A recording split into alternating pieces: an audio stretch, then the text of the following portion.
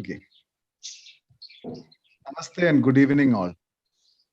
Respected teachers, colleagues, dear friends and students, and distinguished speaker of today's webinar, Dr. Sony Poulose, panel members Mr. Mohammed Shabir and Mr. Thomas Paul, Mr. Jayendran TP, Joint Director of School of Medical Education, Kottayam, who will be felicitating the gathering, Dr. Dilip KJ, and dear fellow pharmacist. On behalf of COPS Global, I extend a warm welcome to all the participants who have joined with us today for the fourth talk of the international webinar series, Pharma Fair, a guiding light for the next generation pharma professionals. This is our fourth talk in our webinar series. Today's webinar is on the topic, roles and opportunities of pharmacists in healthcare. Before we begin, let us pay our respect to Sri Bipin Rawat, Chief of Defence Services, and his wife, Mrs. Madhulika Rawat, and Junior Warrant Officer Sri Pradeep Arakal, and 11 other brave soldiers who have lost their life in the tragic military chopper crash in Kunur district of Tamil Nadu. I request all the participants to observe 1 minute silence as a mark of respect and tribute to our dear soldiers.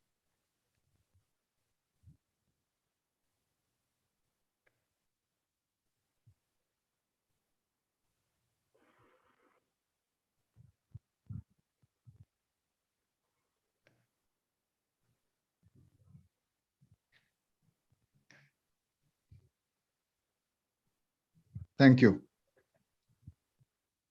Let's begin. COPS Global is a collective of all those who have graduated from College of Pharmaceutical Sciences, Government Medical College, Thiruvananthapuram.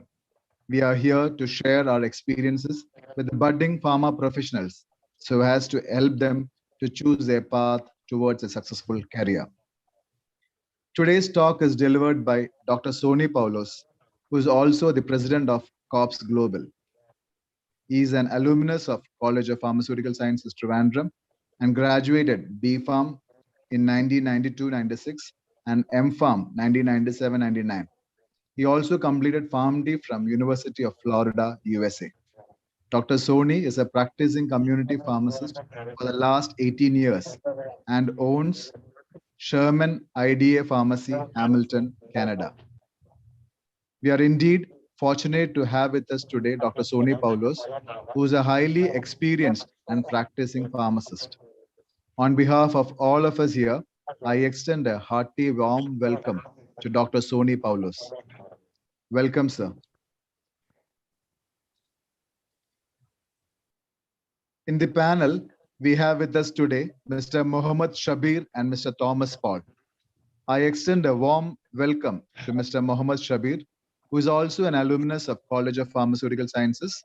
He graduated B.Pharm in 1998 and M.Pharm in 2000 from COPS Trivandrum. He started his career as a pharmacist in Ministry of Health in Kuwait, and presently he is working as a pharmacist in Kuwait Oil Company Hospital since 2008. Welcome, Mohammed Shabir, sir. I also extend a warm welcome to Mr. Thomas Paul. Mr. Thomas Paul completed his B.Pharm in 1996 and M.Pharm in 1998. He was the General Secretary of KBSA and was one of the founding members of the Kerala M.Pharm Students Forum and served as its first General Secretary. Presently, he is the Director of TOPS Pharmacy, United Kingdom. On behalf of all the participants, I extend a warm welcome to Mr. Mohammed Shabir and Mr. Thomas Paul.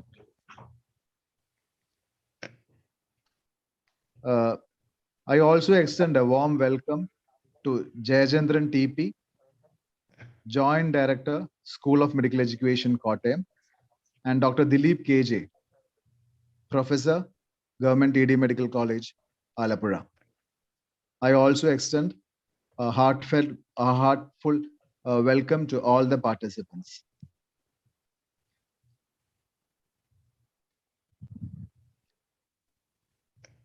So dear students, be ready for a fantastic feast.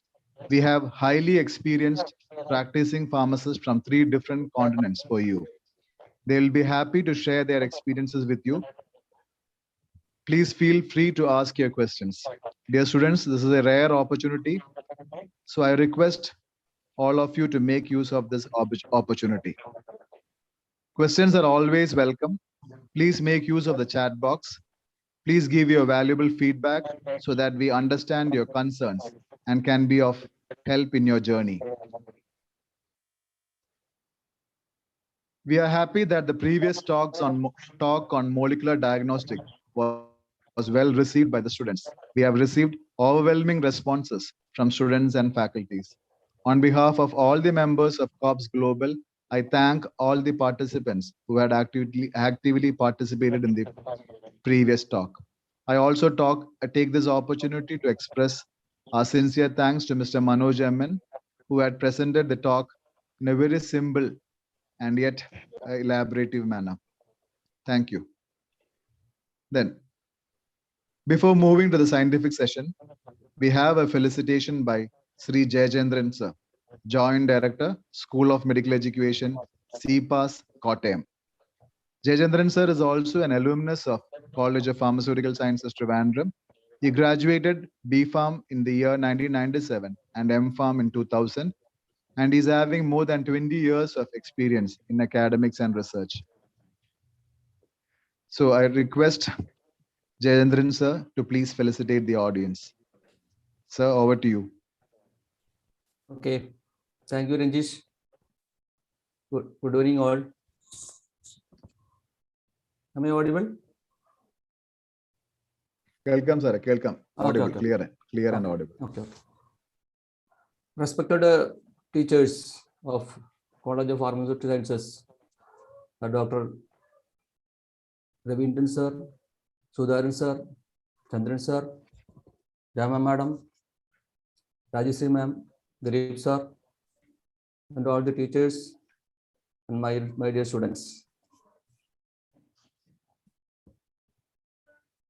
Ranjish പറഞ്ഞ പോലെ ഞാനിപ്പോൾ school of medical education work ചെയ്യുന്നു. 1993 B.Pharm college of pharmacy പഠിക്കുകയും അതിന് മുമ്പ് 87 ആണ് diploma in ഫാർമസിയിൽ ട്രിവാൻഡ്രത്ത് പഠിച്ചിരുന്നു. 2002 M.Pharm കഴിഞ്ഞു. ഇതിനിടയ്ക്ക് ഒരു 5 വർഷം പബ്ലിക് ഹെൽത്ത് പ്രൈമറി ഹെൽത്ത് സെൻ്ററിൽ വർക്ക് ചെയ്യാൻ എനിക്കൊരു അവസരം ഉണ്ടായി. ഞാൻ മുമ്പ് ഗവൺമെൻറ് സർവീസ് കയറിയായിരുന്നു. ഇതൊക്കെ എന്തിനാ എന്നെ പറ്റി പറയുന്നതെന്ന് ചോദിക്കുന്നതിൽ ഒരു കാര്യം പറയാൻ വേണ്ടിയാണ് പറയുന്നത്. കാരണം നമ്മുടെ ഫാർമസിസ്റ്റ്, നമ്മുടെ ഫാർമസി പേഴ്സൺ കഴിഞ്ഞു കഴിഞ്ഞാൽ എന്താണ് ഇന്നത്തെ ടോപ്പിക്കിൻ്റെ ഇമ്പോർട്ടൻസിൻ്റെ ഒരു പോയിന്റാണ് ഞാൻ എനിക്ക് പറയാൻ ഉദ്ദേശിക്കുന്നത്. എന്താണ് ചെയ്യേണ്ടത്, എന്താണ് ആവേണ്ടത് എന്നുള്ളൊരു ഐഡിയ പൊതുവെ ഇപ്പോൾ പാസ് ഔട്ടായി ഇറങ്ങുന്ന പിള്ളേർക്ക് അറിയുന്നില്ല. കഴിഞ്ഞ ദിവസം ഞാനൊരു കോളേജിൽ എക്സാമിനേഷന് പോയപ്പോൾ അവിടെ ചോദിച്ചപ്പോൾ എന്താ അവർ പറഞ്ഞ്, എനിക്ക് ഫാർമക്കോ വിജിലൻസിൽ വർക്ക് ചെയ്യണമെന്ന് ആഗ്രഹം. അപ്പം ഞാൻ എന്താ ചോദിച്ചാൽ എന്താണ് അതിൻ്റെ ചെയ്യാൻ കാരണം, അത് അങ്ങനെ പറയുന്നത് കേട്ടു, അതുകൊണ്ട് അങ്ങനെ ചെയ്യുന്നു. അപ്പോൾ ഞാൻ ഇതിൻ്റെ ഒരു ഭാഗമായിട്ട് ഞങ്ങളുടെ കോളേജുകൾ ഞങ്ങൾക്ക് നമ്മുടെ സെമിയുടെ CPASന്റെ കീഴിൽ ഒരു 48 സ്ഥാപനങ്ങളും 60ഓളം കോഴ്സുകളുണ്ട്. എന്ന് പറഞ്ഞാൽ B.Ed, നേഴ്സിംഗ്, ഫാർമസി, MLT. അപ്പോൾ ഈ ഒരു സംശയം എൻ്റെ മനസ്സിൽ കിടന്നു. അപ്പോൾ നമ്മുടെ ഇത് ചെയ്തു എന്ന് പറഞ്ഞു കഴിഞ്ഞാൽ അങ്ങനെ ഒരു കുറേ സെമിനാർ, 1 ഇയർ സെമിനാർ നമ്മളിപ്പോൾ വർക്ക് ചെയ്തുകൊണ്ടിരിക്കുകയാണ്. ഇപ്പോൾ 5 സെഷൻ കഴിഞ്ഞു. അതേപോലെ തന്നെയാണ് നമ്മുടെ ഈ കോളേജ് ഓഫ് ഫാർമസി സയൻസിൻ്റെ കീഴിലുള്ള നമ്മുടെ അലുമിനി നടത്തുന്ന ഈ ഒരു സെമിനാർ. എന്തായാലും ഞാൻ കൂടുതലൊന്നും മുന്നോട്ട് സംസാരിക്കാൻ ഉദ്ദേശിക്കുന്നത്, കാരണം ഇതിൽ എപ്പോഴും പറയാറുള്ളത്, മീറ്റിങ്ങിൽ പറയാറുള്ളത്, നമ്മുടെ ഒരു സെമിനാർ എന്ന് പറഞ്ഞു കഴിഞ്ഞാൽ ഇപ്പം നമ്മളിപ്പോൾ കോവിഡ് വന്ന ശേഷം നല്ലൊരു ഓപ്പർച്യൂണിറ്റിയാണ് നമുക്ക് കിട്ടിയിരിക്കുന്നത്. എന്ന് പറഞ്ഞാൽ എവിടെ ഇരുന്ന് എപ്പോഴും നമുക്ക് നല്ല രീതിയിലുള്ള ക്ലാസ്സുകളും അതിലുപരി നമ്മുടെ അലുമിനിയത്തിൻ്റെ നല്ല എക്സ്പേർട്ടേഴ്സ് ആയിട്ടുള്ള, അല്ലെങ്കിൽ നല്ല ഇന്റലിജന്റ് ആയിട്ടുള്ള, അല്ലെങ്കിൽ നല്ല ഓൾ വേൾഡിലുള്ള ആളുകൾ നമ്മുടെ കൂടെ ഉണ്ട്.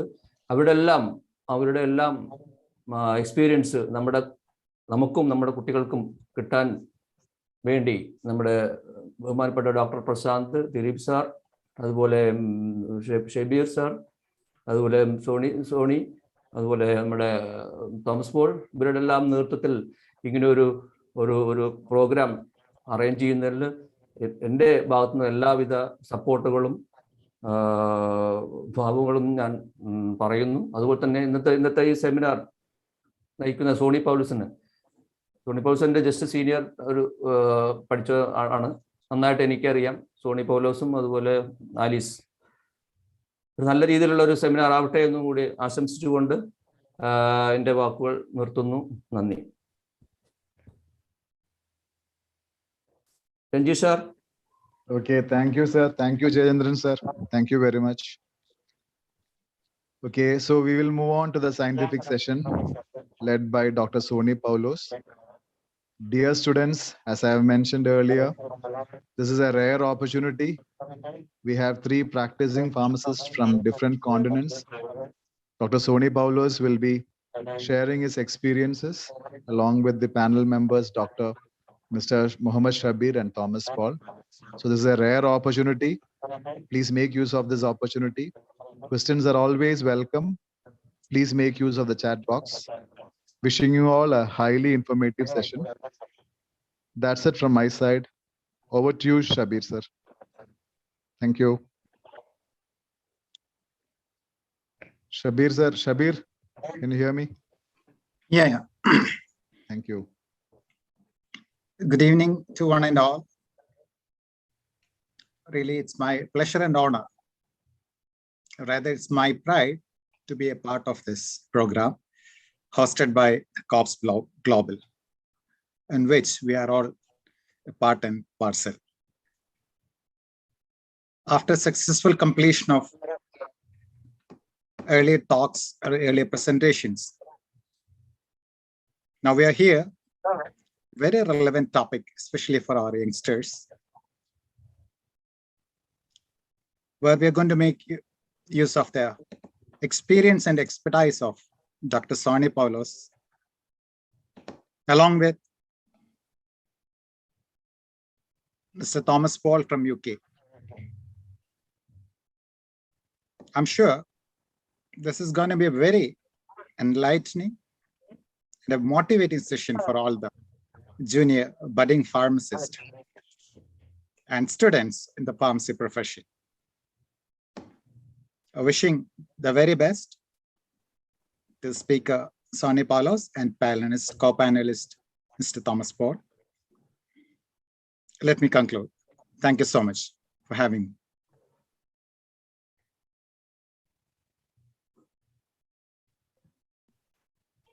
Over to you, Ranjish. So we'll start our scientific session now. Dr. Sony Poulose. Thank you. Thank you. You may carry on.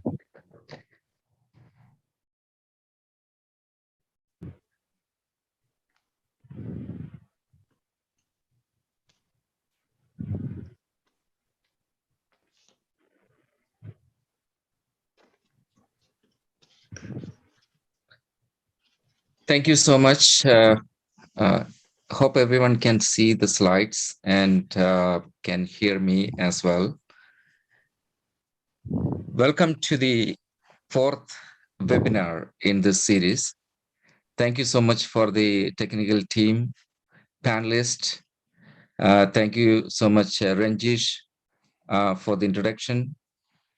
Jayendran for the felicitation.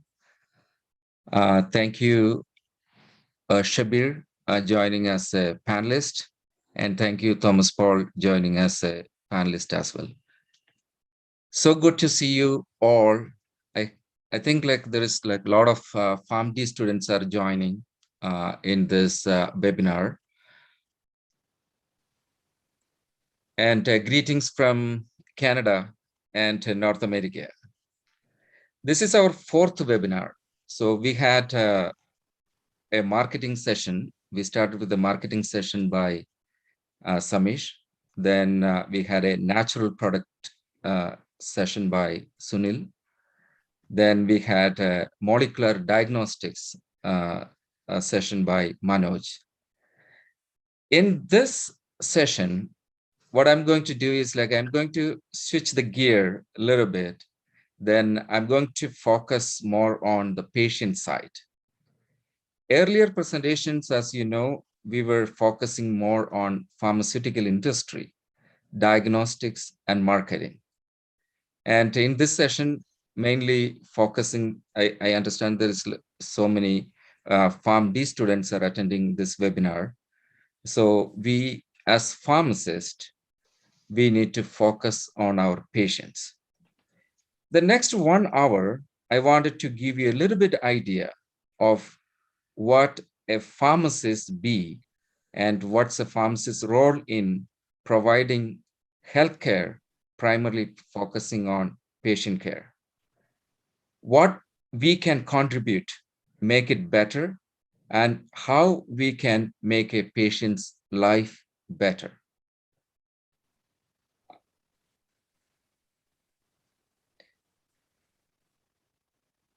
In this 1 hour presentation, what my goal is to give a little bit idea of what a pharmacist's role and what we can contribute to the healthcare as a pharmacist, and what are the skill sets that you need as a pharmacist to develop in order to deliver that service to the patients. And finally, what are the opportunities as a clinical pharmacist where we can practice, what we can do. I'll be speaking mainly from a North American context, but this is applicable to any country, anywhere that you practice as a pharmacist in its full scope. What most common people think that pharmacist's role is to read an illegible prescription. Mostly they will scribble in a piece of paper and hand over to the patients.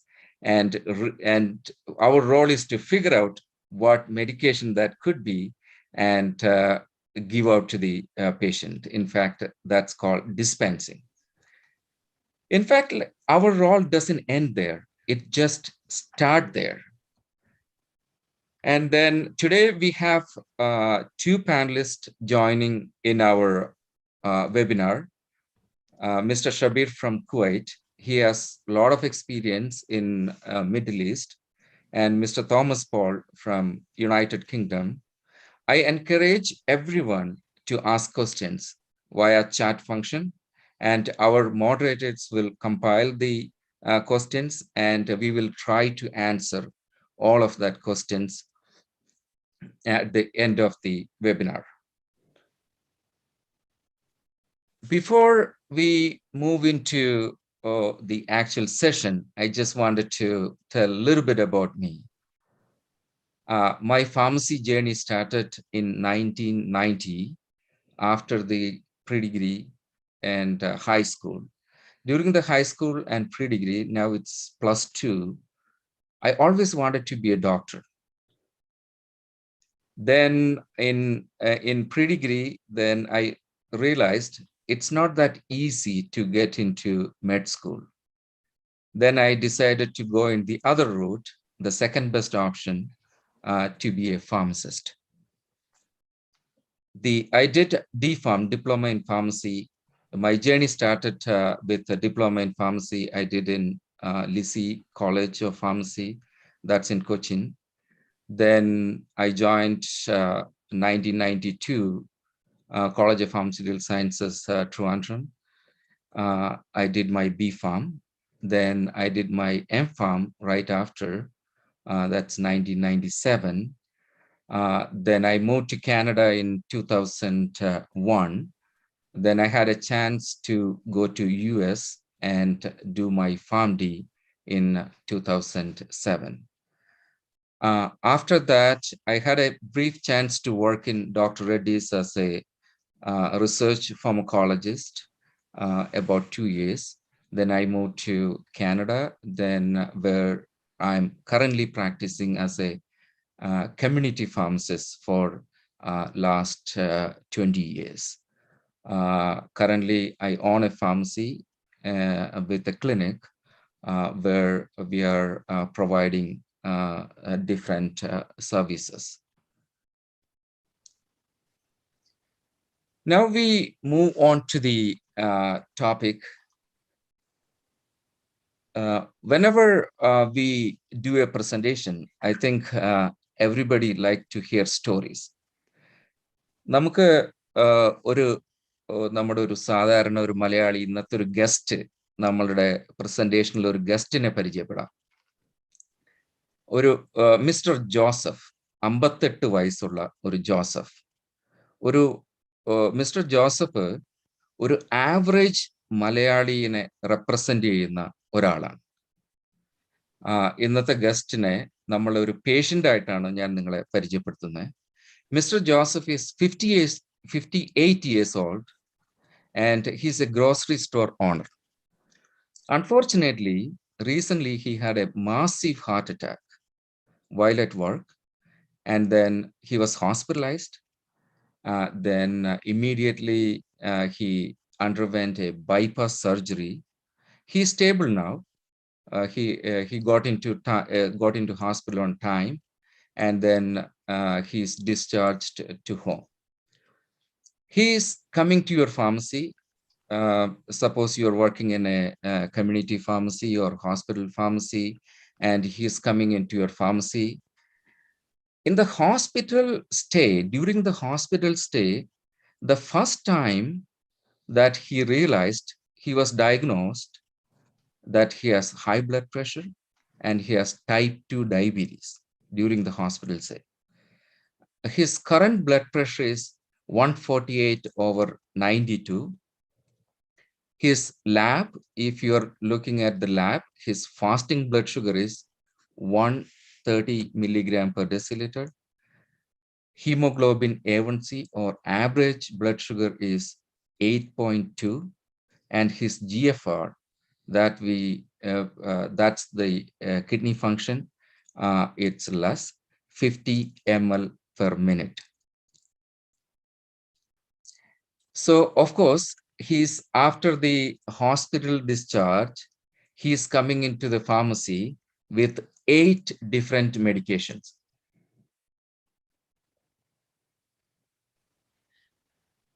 ജീവിതത്തിൽ ആദ്യമായിട്ട് ഹോസ്പിറ്റലിൽ പോകുന്ന ഒരാളാണ്.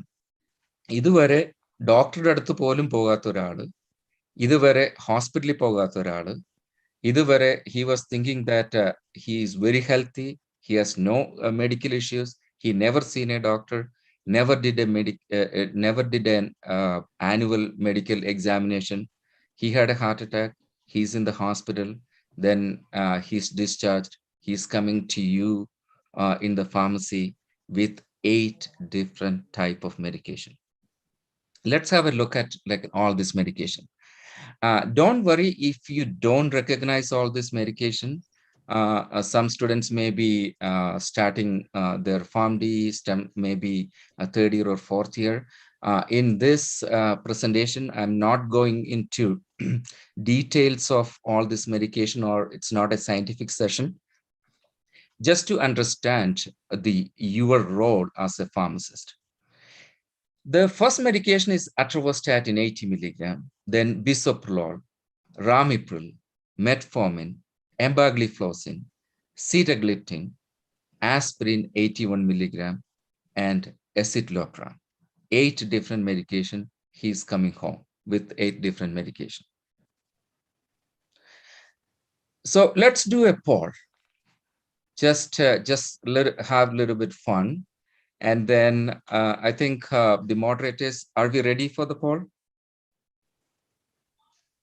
Yes, Sony. Yep.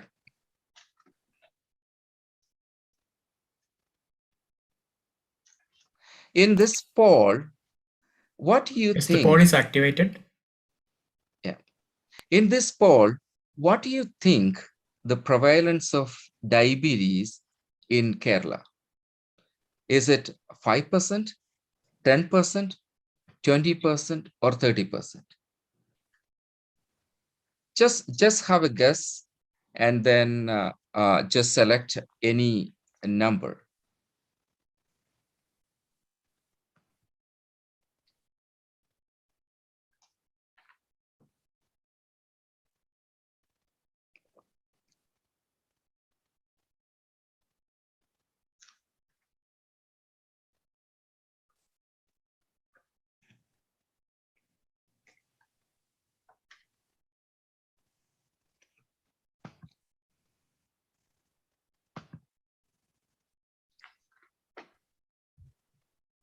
I think poll is going very well. Poll is going on, and majority of the votes are for 30%, followed by 20%. Yep. Okay. I think it's still participants are polling. Thank you. Thank you.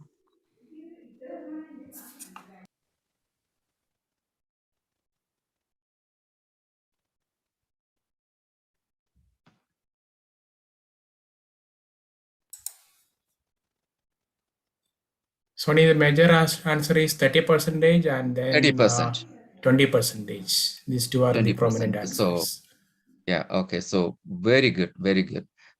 So it's about 20 to 30%.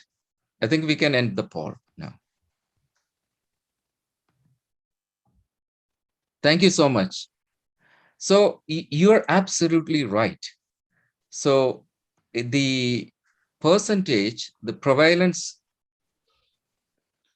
of diabetes is alarming in our country, Kerala, in our state, Kerala, and especially in India too.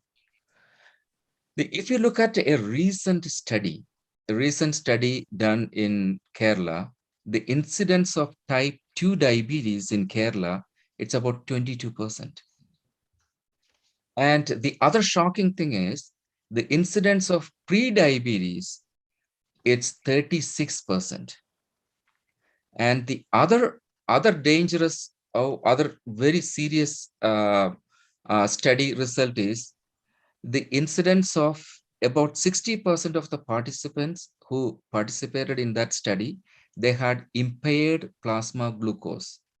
And that will be, these people will be developing diabetes in coming years.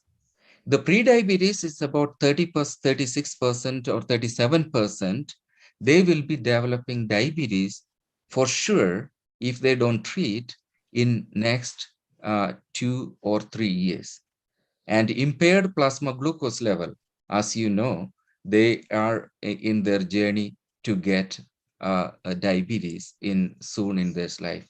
So what we are talking about, every other person in Kerala has risk of developing diabetes and diabetes related complications in future. So this is where our role should be.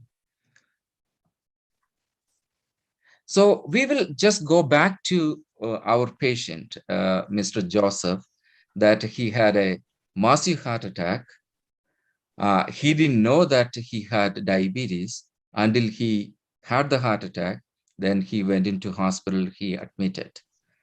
Then he didn't know that he was living with high blood pressure, and until he got a massive heart attack. So what do you think this patient's reaction at this point? He had a heart attack. He had a hospital stay, bypass surgery has done, then coming home with all this medication. Then he will be very confused. He will be angry. He will be upset, and he will be depressed. So this is a typical patient that will be experiencing all this reactions, and these are the patients it's coming to you or coming to the doctor. So what will be the patient's dilemma when Mr. Joseph gets all this medication and treatment and diagnosis, and it's like really overwhelming? His first reaction will be, why did this happen to me? And why I am on so many medications? And does it really make any sense that I just had a heart attack and then I am on 8 different medication? It doesn't make any sense. Do I need to take all this medication for rest of my life? And what are the side effects? He will have so many questions that need to be answered. And usually, most of the cases, the doctors, I don't think they will have time because they see so many patients at the same time, and they will be just writing prescription and then giving to them without proper explanations or without proper education. So what do you think the patient is going to do? The first thing the patient is going to do is just ask Dr. Google, right? Everyone, when you have this kind of event in your life, you're going to Google it now. And when you Google it, what will happen? You will get all sort of, you'll be bombarded with information. And you can control your blood sugar in 7 days. You can treat diabetes. You can cure, you can prevent heart attack. Even there are natural ways, natural medications, homeopathic medication, all different types of medications that's available. Techniques are available even to just remove your plaque, block, like everything. So that's what this patient is going to do.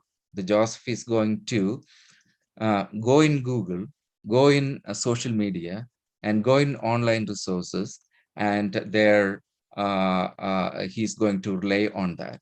And of course, he will be discussing with so many other, his friends, family, his community, and they will be giving all advice. They will be giving, oh, there is absolutely no need to take any of this medication. They may be giving, oh, try that herbal, or try this herbal, or try Ayurveda or naturopathy. And I'm not going to discredit the effectiveness of natural products or the effectiveness of Ayurveda. It's all good, but fundamentally that all will complement. As a pharmacist, it's our job to educate patients, to give an accurate idea about his condition and about his medications as well. So as a clinical pharmacist, when you see all this medication and you have this patient, let's discuss just one area in this prescription, especially diabetes. So as you can remember, the Joseph, he never had diabetes. They just diagnosed diabetes during his hospital stay. And he is actually discharged with 3 different medications for diabetes. That's metformin, empagliflozin, and sitagliptin. This 3 medication, it's for diabetes, and he is discharged. I just wanted to tell you one more thing. In most cases, what we see, and it's the same as in Kerala or in Canada, a lot of patients, about 40 to 50% of the patients, they don't know whether they have diabetes or high blood pressure. They live with that, and then finally, when they have a heart attack or a kidney problem or any other issue, that's a time, or stroke, that's a time they realized they were living with diabetes for 3-4 years. In this case, Joseph, he was living with diabetes for 3-4 years, and then as a result of diabetes, he developed his heart attack or myocardial infarction. And the question is, is there a need that he need to be on 3 different medication and in this dose? There is when the patient asks that question, or when you ask that question, there is the need for this treatment. We need to depend on evidence-based medicine. The evidence-based medicine, it's not when you are treating a patient, it's not like you are not making a decision to start the treatment or the medication for a patient. It's just not with your clinical expertise, or it's just like what you believe that's best for the patient, or somebody suggesting that you should be going on that medication. When we practice, the pharmacists and the doctors, when we practice, we have to use the evidence-based medicine and what's the best evidence out there.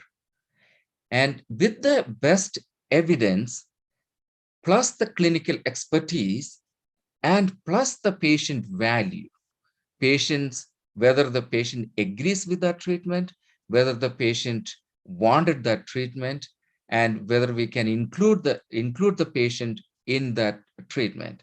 That's where our importance, the clinical pharmacist importance, comes into play. So every drug, any drug that you're going to use for the patient will have some kind of side effects or some kind of problem that you are going to experience. I have never seen a medication, prescription medication or any other medication that doesn't have any side effect or any problem. So what, as a pharmacist or a clinical pharmacist, what we need to do, we need to do a balance between the death from the disease or death from the side effect. So we have to balance whether the disease or is going to kill him or the side effect. In this case, when you look at it, he had diabetes, and that's one of the contributing factor that he ended up in massive heart attack. Then we decided that he need to be on medication to control diabetes, and that medication is going to give him some side effects. And how do we balance? That's one of the major role that the pharmacist is going to play in practice. So again, we will go back to Mr. Joseph. Then before we start his treatment, or before we decide how we are going to treat Joseph's for his diabetes and high blood pressure, we need to know a little bit about his history. History is very important for any practitioner, especially pharmacists and doctors, before we decide his treatment plan. So when we look at his history, he is overweight. And as you know, like his work requires a lot of sitting at cash. And then he never had a medical exam or blood work. So he didn't know what he's actually living with. And then his father died of heart attack at the age of 52. That's one of the risk factor that gene runs in his family. So if your parents or siblings or immediate family member had a heart attack or diabetes, then you are at higher risk of getting that heart attack or diabetes. And his mother lives with diabetes at the age of, she still lives, she's aged 78. And he drinks alcohol, and he is a smoker as well. Let's do one more poll. And then in this poll, what do you think the main reason that led to the heart attack for Mr. Joseph? Moderators, if we can start the poll number 2. Yes, poll 2 is active now.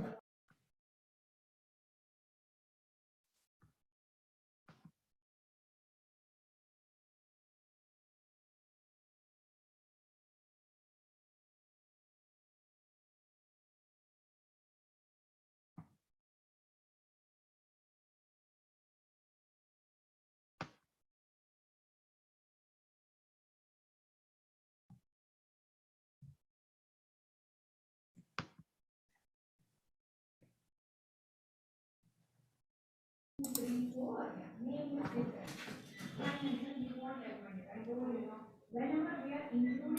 going on. Main answers are like lack of exercise, Thank you. diabetes, Very good. followed by Very good. smoking. I think still voting is going on.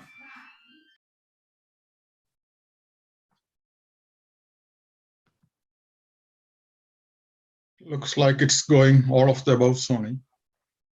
Okay. Primarily lack of exercise. That is what 44% says.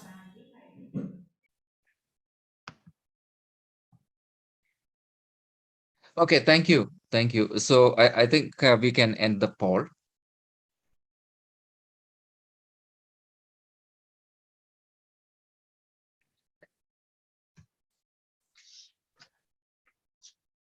So you're absolutely right. You're absolutely right. So the reason for getting the massive heart attack, it's basically all of the above. And the major reason is his diabetes and smoking, lack of exercise, excess fatty food, and which is all correct. So you're absolutely right.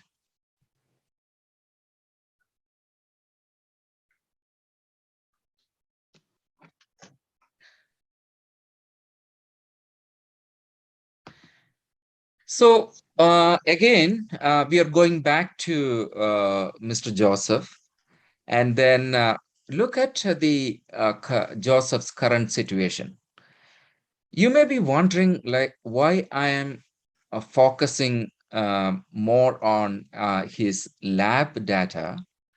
This is one of the things as a pharmacist. It's you may be thinking that it's a doctor's job to diagnose him and start on medication, but we as a pharmacist, as a clinical pharmacist, we need to really look at what the patient's lab data is, and then we need to understand whether his medications are working properly, whether he's actually getting medications in properly. That's also one of our primary role. We will just go back to Joseph's current situation. His hemoglobin A1C, that's the average blood sugar, that's 8.2%. And if you don't know the hemoglobin A1C, that's one of the way that we track diabetes, whether it is under control or not. His fasting plasma glucose currently running about 130 milligram, and his blood pressure is 148/92. So what's the significance of these numbers? The significance of this number is we have to always look at this number, and the patient also, Joseph also should know these numbers and its significance.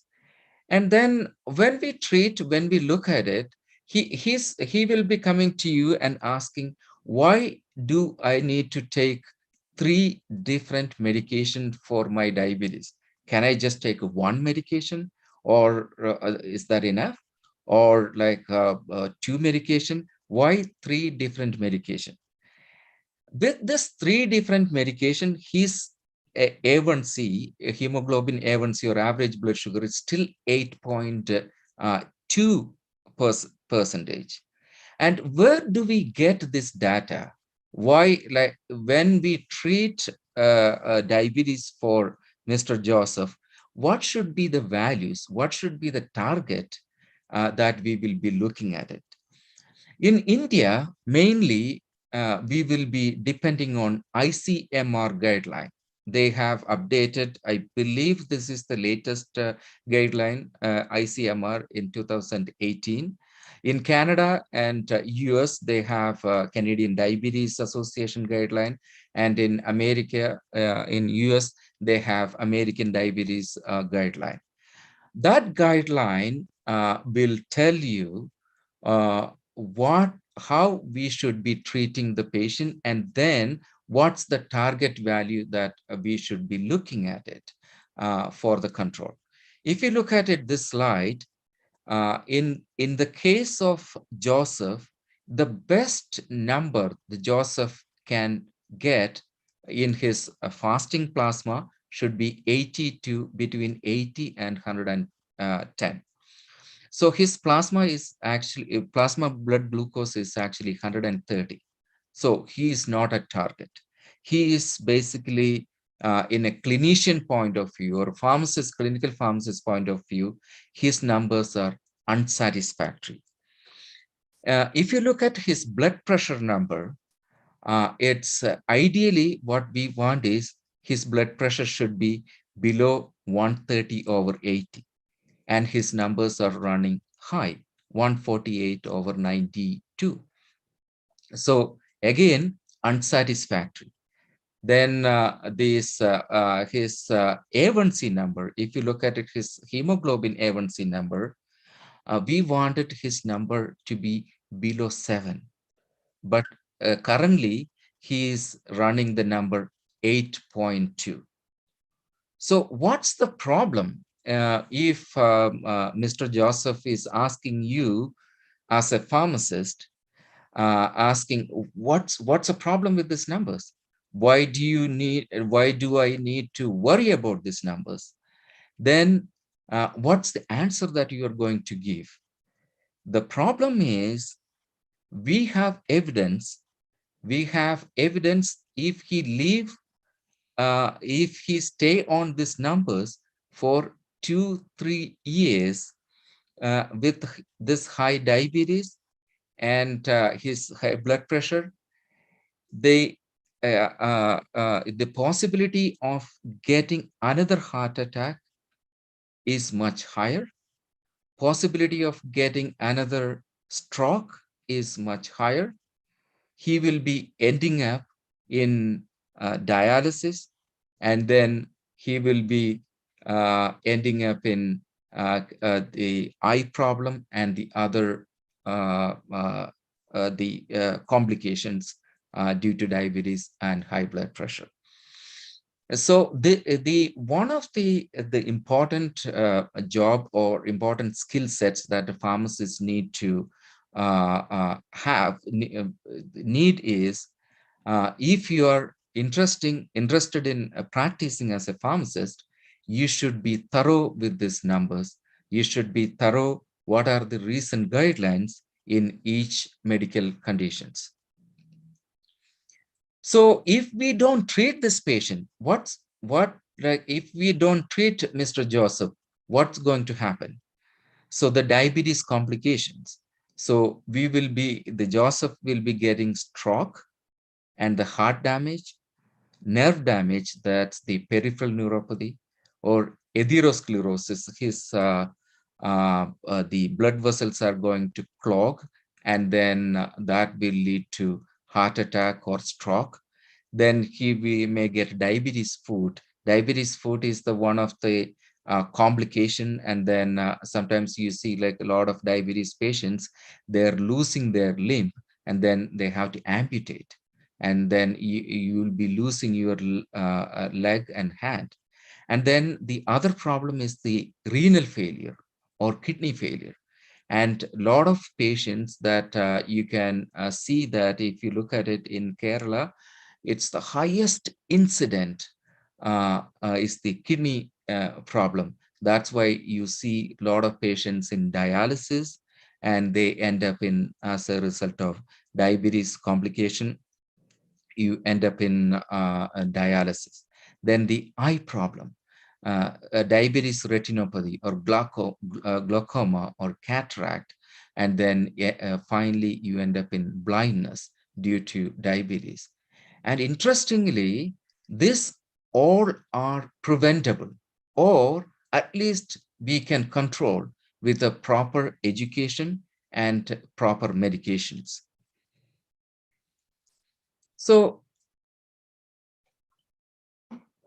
let's have a look at it, where the evidence, as I said in the beginning, so as a pharmacist, we need to treat the patient. Just because that we know that medication is going to work, we need to have evidence. We need to have the proof that this medication is worth taking. So one of the other the area that the pharmacist, if you're a pharmacist, you need to get the expertise in clinical trials. I think like most of the students, like, you are familiar with different types of clinical trials. If you are not, then I encourage everyone to look at the latest clinical trials in different areas. So I'm just going to briefly talk about one of the study that it's one of the very famous study that's in the field of type 2 diabetes, especially looking at Mr. Joseph's case. It's called the UKPDS studies, United Kingdom Prospective Diabetes Study. This study is done started in 1977 and run up to 1991. This was a 20-year multi-center trial. That time, so if you look at it, 1977, ഞാൻ ജനിച്ചിട്ട് ഒരു 5 വർഷം ആയിരുന്നൊരു സമയമാണ് 1977. What was the problem that time? We didn't know that time. We didn't know whether really we need to treat diabetes intensively or not.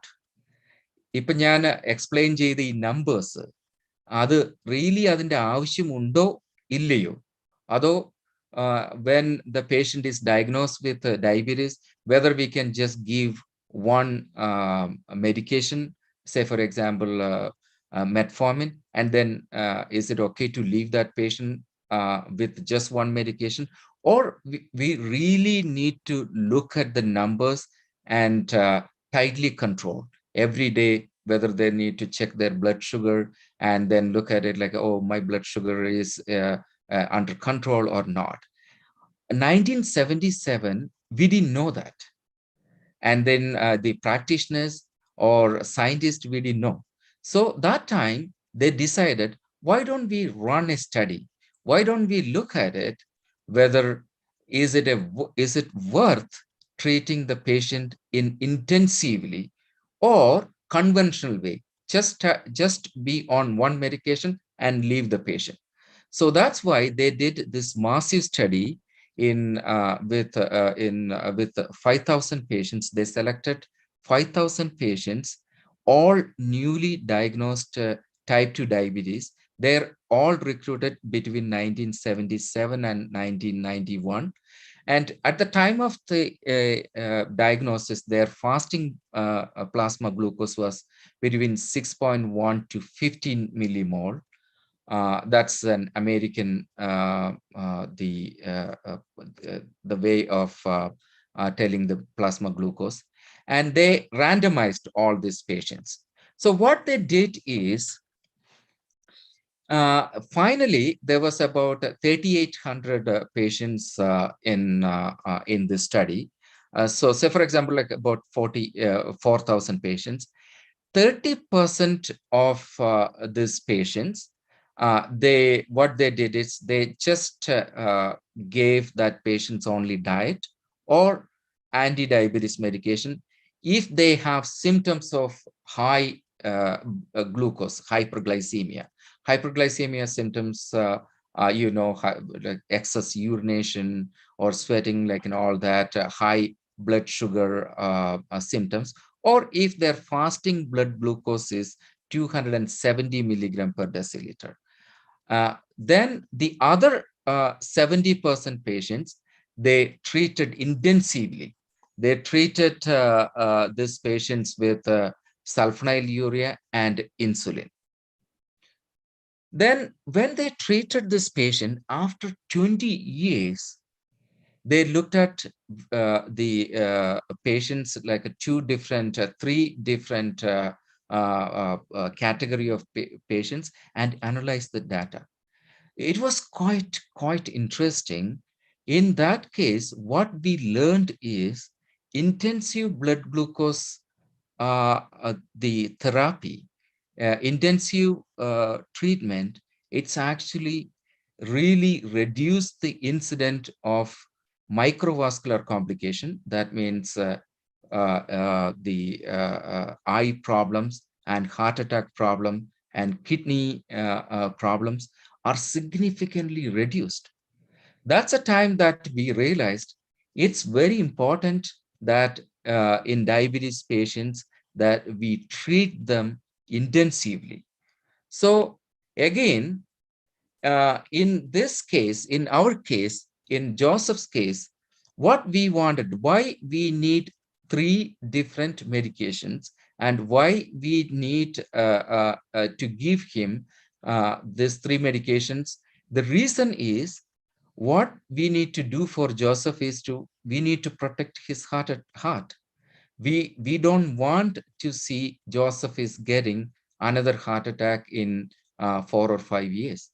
We don't want to see Mr. Joseph is ending up in dialysis and going to dialysis twice a week. And we don't want to see Joseph blind with his diabetes and high blood pressure in 10 years or 15 years.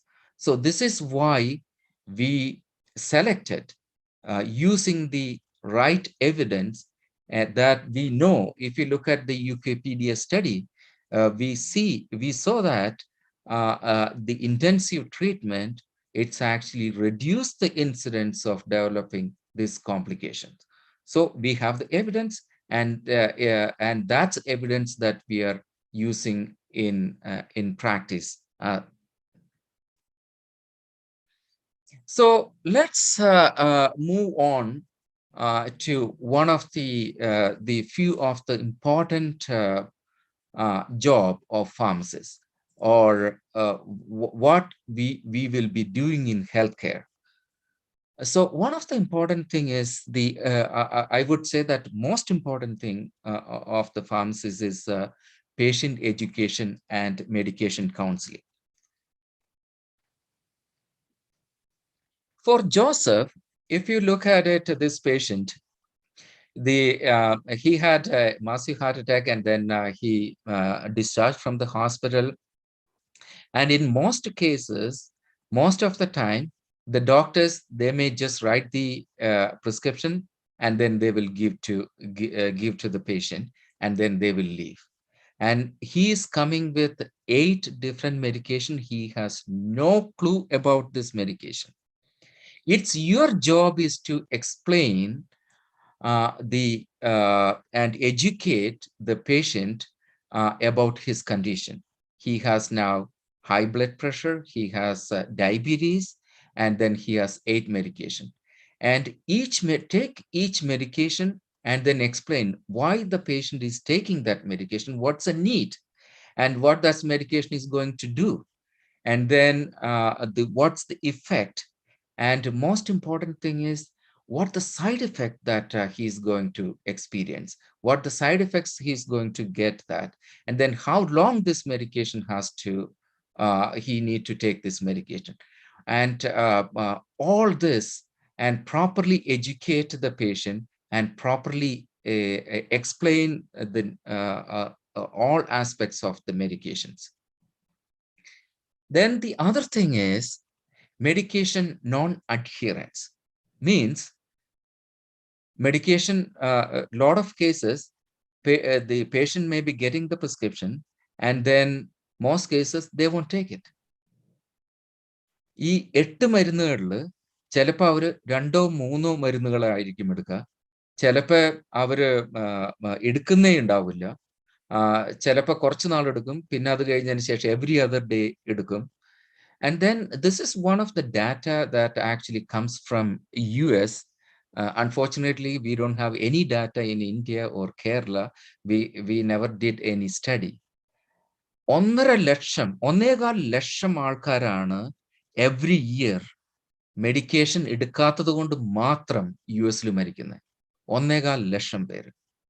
This is one of the main role of pharmacists to give the proper education, give the proper medication counseling so that patients will properly take the medication and then avoid non-adherence complication.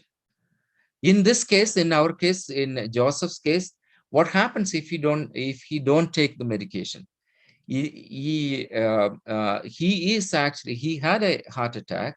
Then he is discharged with a blood thinner. If he stopped that blood thinner, aspirin, about 3 or 4 months, then he will end up in another heart attack. If he don't take high blood pressure medication, he will end up in stroke. So it's the pharmacist's job to properly educate so that we can actually prevent the medication non-adherence issues. Then the other important job of the pharmacist to identify the drug interactions. This 8 medication, if you look at it, like a lot of patients, they will be always taking multiple medications. Then it's your job to find out whether these medications are interacting each other, or his medication is interacting with food or any other herbal supplements. A lot of time the patients will be taking multiple herbals, multiple medications, and then some drug interactions can be deadly, some will be minor. So it's our job to identify which is important and give that proper education to the patient. Then the other important thing is the medication review. If you look at it, we have to go back again, Joseph's case, and Joseph is coming to you, and then you have to sit with him and explain each and every medication, what's the need of this medication. So this way, when you prepare the complete list of his medication, we can actually look at it, whether there is any therapeutic duplication. Means sometimes these patients will be seeing multiple doctors. They will be seeing one cardiologist, 2 cardiologists, and then the other endocrinologist and different specialists, and they will be prescribing all these medications. So, and then it's all comes in different brand names, especially in India, in Kerala, we'll be dealing with a different brand name. And then you have to look at it, the actual chemical name, and find out whether he's taking the same medication twice, like the duplication. And then it's our job to find out whether there is any potential drug interactions or the patient is taking any unnecessary medications. Especially when you look at it, the patient, especially in Kerala, patients will be taking a lot of supplements, a lot of different vitamins, minerals, and then whether there is any need of this medication. And then the other thing that we, as a pharmacist, what we need to look at it, whether there is any underdosing, whether that dose correctly the patient is taking, especially when you take the example, when you look at the metformin. In order to be effective, it has to be at least 1 gram twice a day. And if the patient is taking only 250 milligram or 500 milligram, it's not going to work. So that's why the pharmacist should know and check whether there is any underdosing. And the same way, the pharmacist's job is to look at it, whether there is any overdosing, whether the patient is taking higher than the required doses. And then how we can improve the medication adherence, how we can actually take whether the patient is taking the medication every day.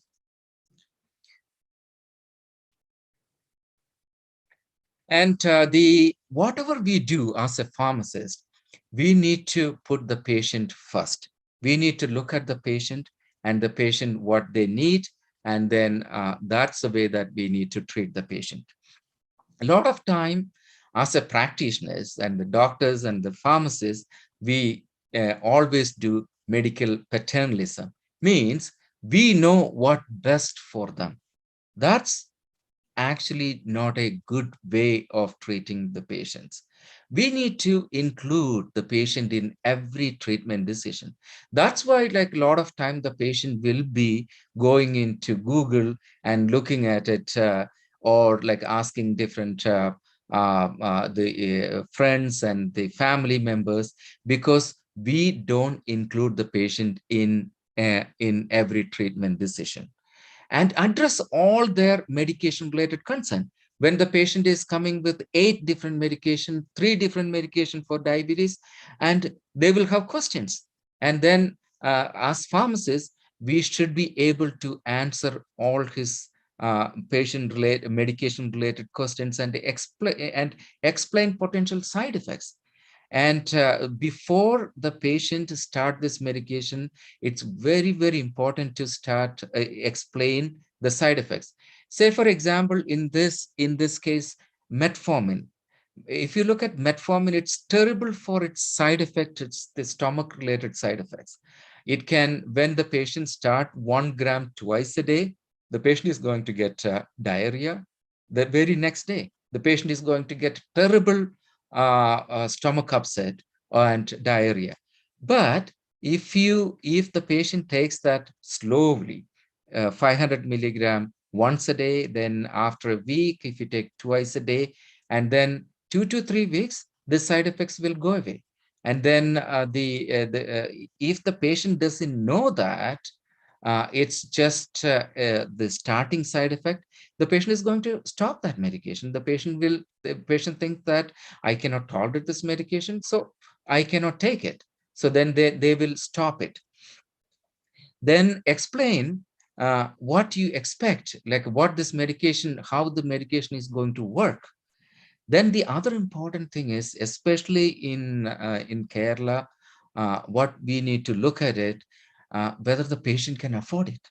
Are we giving the expensive medication so that the patient cannot take it and risk their health? That's one of our job too. Then if not, then we have to look at it, the other cost-effective treatment options. So that's where the pharmacist's role, the pharmacist will come into play. So I'm going to, the next few slides, I'm going to explain a little bit about what are the skill sets that needed for a pharmacist, especially if PharmD graduates, if you are planning to go abroad, or if you're planning to move to North America or Europe, or in Middle East, or even in India, in different hospitals as a clinical pharmacist, what the skill sets that you need to develop in order to be a good clinician and good clinical pharmacist. The first skill set that you need is, you need to be strong on clinical knowledge. You need to know all the therapeutic areas before you graduate. So take time and then use all your curriculum in order to get that strong clinical knowledge, therapeutics in all disease conditions. Then how the treatment works, what are the pathophysiologies, and then how the disease condition is, and what are the treatment, and what are the clinical evidences, and then what are the recent guidelines by for different the diseases, and recent clinical trials that's happening in that field. Then patient interview skill. This is one of the most important skill that a pharmacist should have. This is the way that you're going to interview the patient, and then you're going to ask questions and know the patient history, the previous disease condition, how the medication is working, whether the patient is experiencing any side effect, whether the patient has any questions, and then other lifestyle things, the smoking, alcoholism, or his diet, allergies, and all that you are going to ask the patient. So you need to have a good patient interview skill. Then the other important skill set is the clinical interpretation skill. You need to, excuse me, you need to know how to interpret lab results, the lab data. So the A1C, for example, in diabetes case, what's the relevance of A1C? What's the relevance of GFR? What's the relevance of like what's that data means? Or if the patient has a kidney problem, how we are going to different types of kidney disease and what that values, what that numbers means. Then you need to interpret all that medical, and then you need to be really skillful in that in order to provide the right advice, in order to give the right advice to the doctors and as well as the patients. Then the patient education skill. The patient education skill is critical for a pharmacist. So this is the place that you're going to give the proper education so the patient will take the medication properly. You need to explain in a lay language that the patient can understand and the patient can follow the instruction. Always use always avoid medical jargons like hypertension or type 2 diabetes. Like a lot of times the patient won't understand that. So you have to put everything in a simple language so the patient can follow, the patient can understand. Then that will significantly improve the medication adherence, and the patient will follow your instructions, and that will improve the patient health. Then drug therapy problem identification. So I encourage, like if you're practicing pharmacists or doing rotations or in your school to take different cases, different chart. If you're in a hospital, you can you can go and look at the patient chart and then try to identify drug problems. Drug problems means if that patient is getting the right medication, the patient's medication dose is correct. Are they getting underdose, or are they getting overdose, or are they experiencing any drug interaction or therapeutic duplication? All this that you can identify, that's the drug therapy problem identification. This is one of the critical job of pharmacists, where the doctors will be mainly looking at the diagnostics aspects. Then most important thing is the communication skill. So the communication skill is differently. Like if you are in, if you're working in hospital, you need to interact with other healthcare professionals like doctors, specialists. So you need to have a good communication skill. If you're practicing in outpatient, or if you're practicing in community, then you need to have a good communication skill to communicate to the patients. Then you need to be a good team player. Especially when you are in a hospital, you'll be working with the multidisciplinary teams. So you'll be working with the doctors, nurses, respiratory therapists, physiotherapists, and specialist doctors. You'll be doing you'll be playing, working in a team. So you have to be a good team player. That's one of the other skill sets that the pharmacists need. Finally, like I just wanted to give a little bit about what's the difference between a pharmacist and a doctor. And it's very important also that we won't step in each other's scope of practice.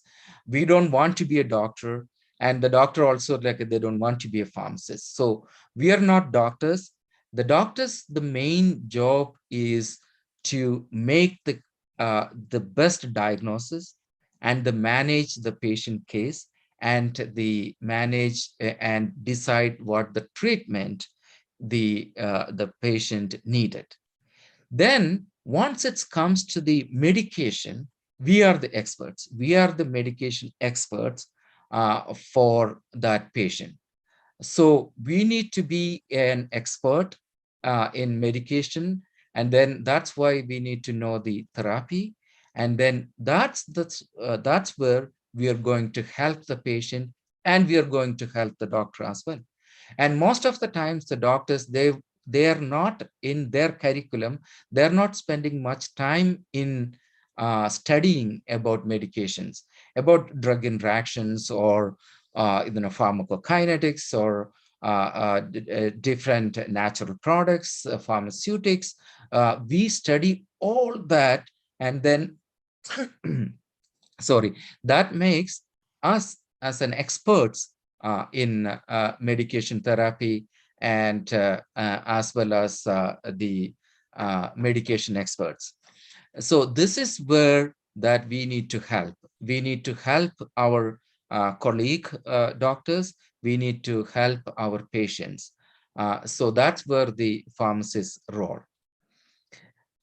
With this, I'm going to end my side, the presentation, and then now we will open for any questions that we have, and then we will include panel as well.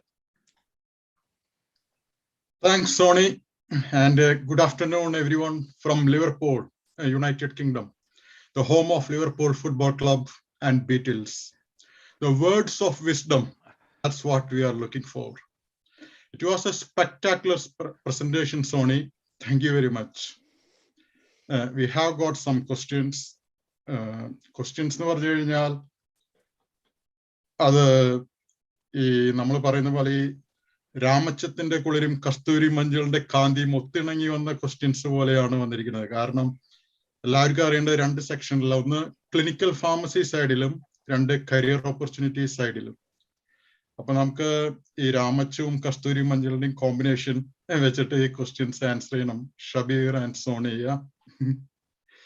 ഞാൻ ആദ്യം clinical ക്വസ്റ്റ്യൻസിലേക്ക് പോവാം. Shabeer, can you hear me? Shabir, can you hear me? Yeah, I can hear you. Yeah. Yes. So Shabir, our friend, he's also joining from Kuwait, and he's also a stalwart of Corps Global.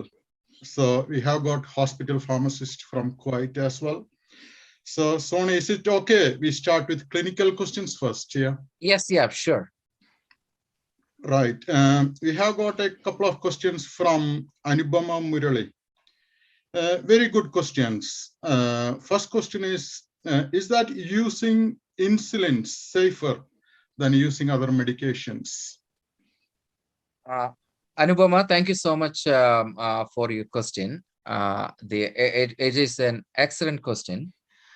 So in every patient scenario, what we need to, as a pharmacist, what we need to look at it, how we are going to treat the patient, and is there a need for that medication? So insulin, the first thing is insulin is a very, very safe medication as long as it's used properly. If you don't use it properly, it can end up in hypoglycemia or low blood sugar, and then it can kill the patient. But if you use it properly, it's a very effective medication as well. Then when you take the patient, when you look at the patient, the first thing as a pharmacist, you have to ask yourself, what's the need of that medication? And then the patient, or then you have to ask the patient whether they're ready to do the insulin treatment. Then always what we do here is we need to, we start with most of the cases in type 2 diabetes, most of the cases we start with oral medication. Then finally we go into, if it's not under control, if still like a patient is not under control, then we'll move on to insulin. We don't start the patient right away with insulin, except the case if his blood sugar is very high, that we know that we cannot manage with just only with oral medication, then we will start insulin right away. But in type 1 diabetes, where they don't have the pancreas, working pancreas, in that case, we start right away insulin. Thanks, Sony. Samesh, what are your thoughts on that one?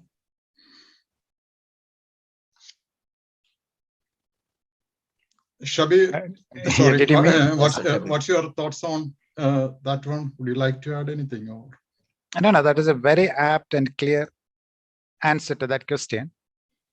Insulin being something that's produced in our body, actually, if it is used at the right dose, at the right direction, it'll have no complications at all, because it is something that's produced in our body to control glucose. So that is a very clear and crisp explanation for that question. Yeah, that's great, Shabir. There is one more question from Anubama. That's directly to Sony. Nothing official about it, Sony. Very direct question. How do you manage, Sony, in extreme climates, the medication shelf life and storage? Medication, the storage, what she wanted to know, like the shelf life? In extreme weather conditions in Canada, how do you manage? Oh, the Canada. Yeah. Sorry. Yeah.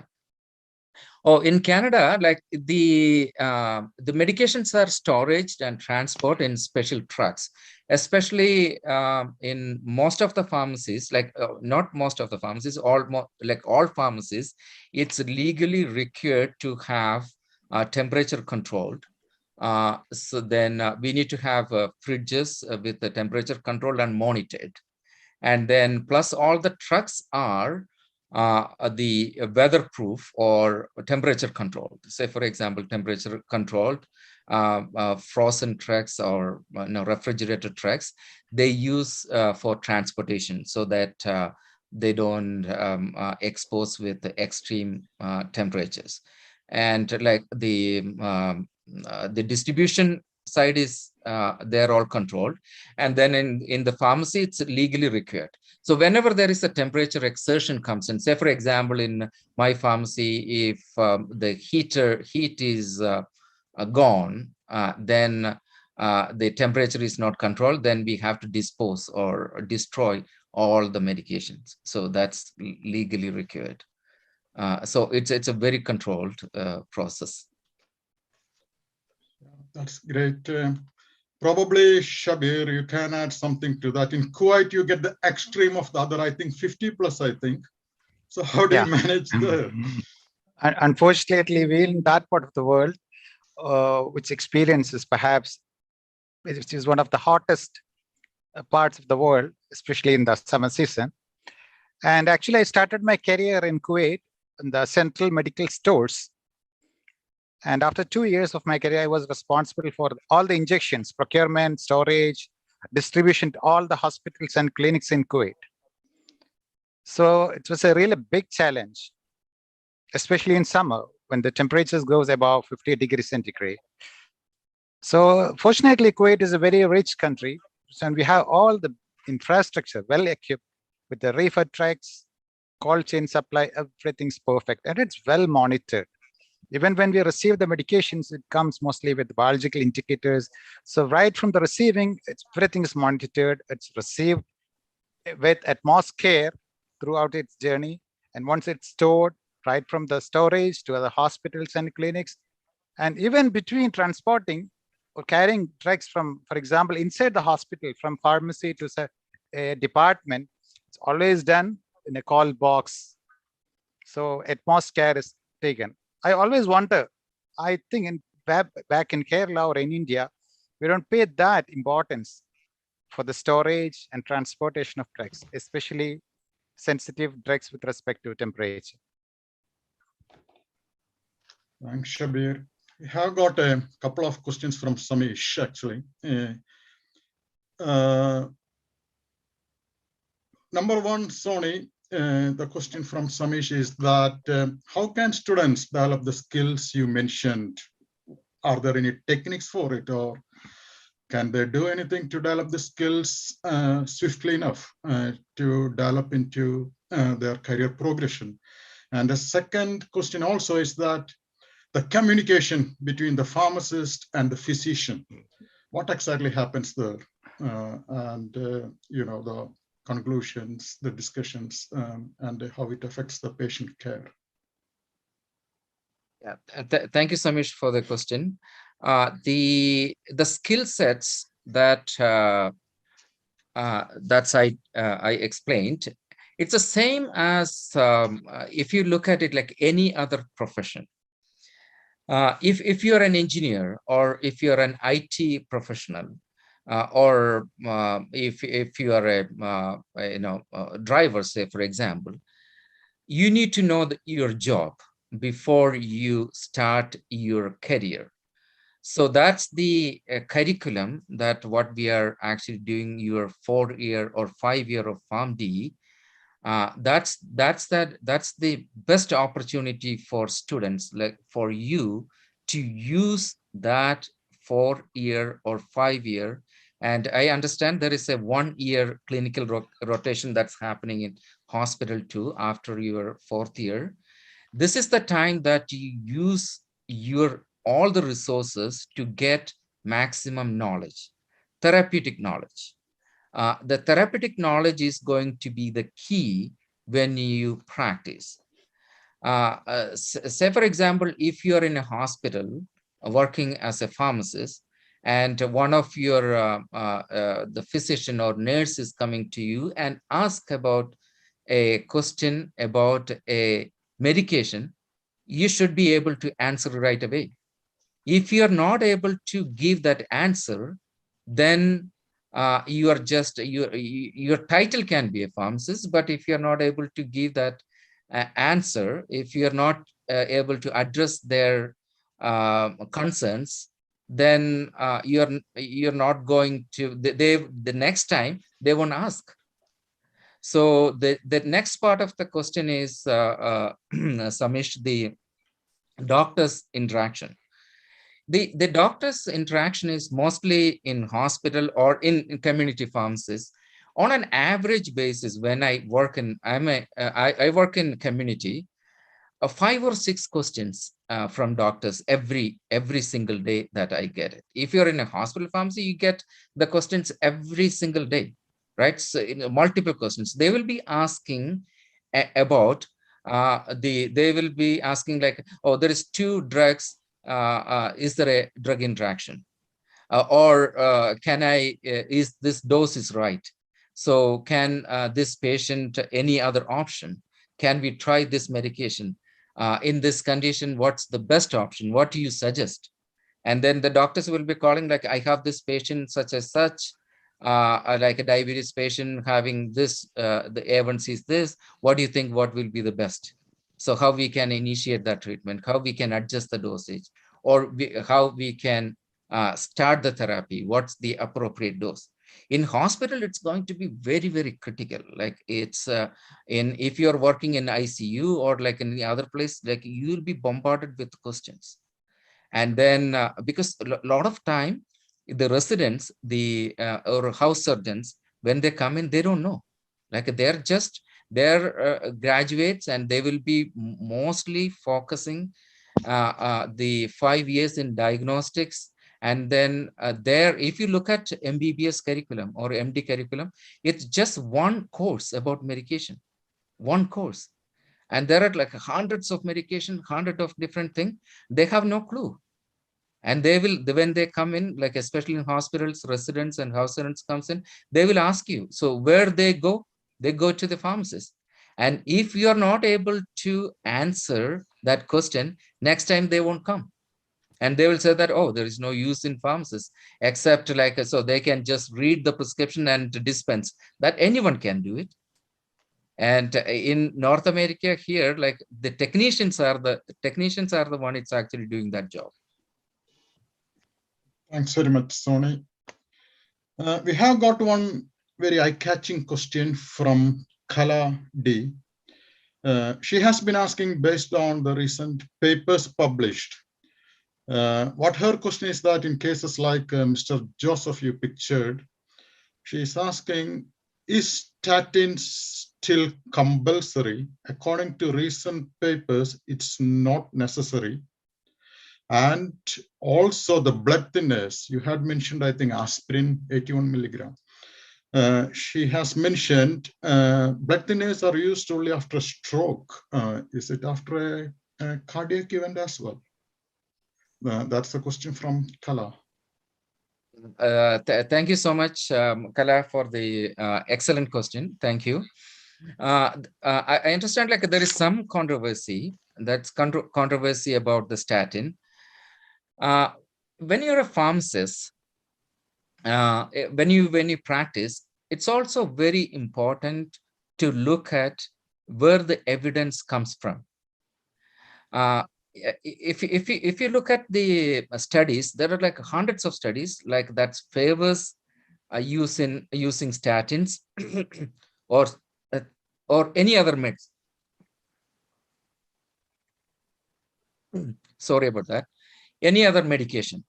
So because people do like different studies, but in the case of statin, especially 80 milligram statin, we have enough credible evidence saying that 80 milligram atorvastatin is very effective in preventing further heart attack. Or especially, it's not only reducing the cholesterol, it's reducing the further incidence of the further incidence of MI. The way that actually works is the high dose of statin is it reduces the causing the plaque especially in the artery. So that's the evidence, and it's highly recommended. The second question is using the aspirin, the blood thinner. That's one of the other recommendation too, to prevent that. That is actually, unfortunately, it's a lifelong. When you have an event, MI event, cardiovascular event, there is 3 medication that these patients need to be on lifelong. One is statin, the other one is a beta blocker, then the third one is blood thinner. If you don't use these 3 medication lifelong, there is a very good chance the patient will end up in another cardiovascular event. So that's one of the important job of pharmacists to highlight the importance of taking these medications properly. That's great, Sony. Statins always an area of controversy. It's an area of controversy mainly because I think it is millions, if not billions of people not using it all over the world, the statins. So there is an element of media publicity. In UK, we come across every few months, the tabloid newspaper come up with a front cover with the statin news. Yeah. On that day, we are bombarded with questions. Is that this? Is that this? Is that this? 9 out of 10 cases, it is just a reprint of the patient information leaflet, which you get from the patient pack anyway. It's just a duplication. So statin, I think, because of the attached media interest in that one, this is an issue, the statin question. Obviously, as Sony mentioned, like any other medicines, some people might get side effects. That's true. There is an issue, but it is getting blown out of proportion. And also, Sony mentioned one thing I would like to add is that, yeah, Sony mentioned like the picking up of the real papers or the peer-reviewed or double-blinded studies or the papers coming out of Cochrane reviews. These are the papers you have to pay special attention to. Or in UK, we have got NICE guidelines, which is National Institute of Clinical Excellence. They make the guidelines what each clinician has to follow.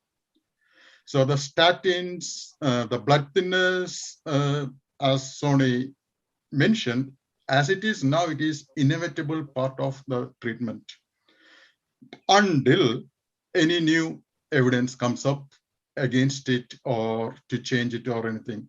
Or to Shabir, please. Yeah, I have just a point to add on to that. Regarding the blood thinners, it's not just limited to stroke. There are some strong indications related to heart.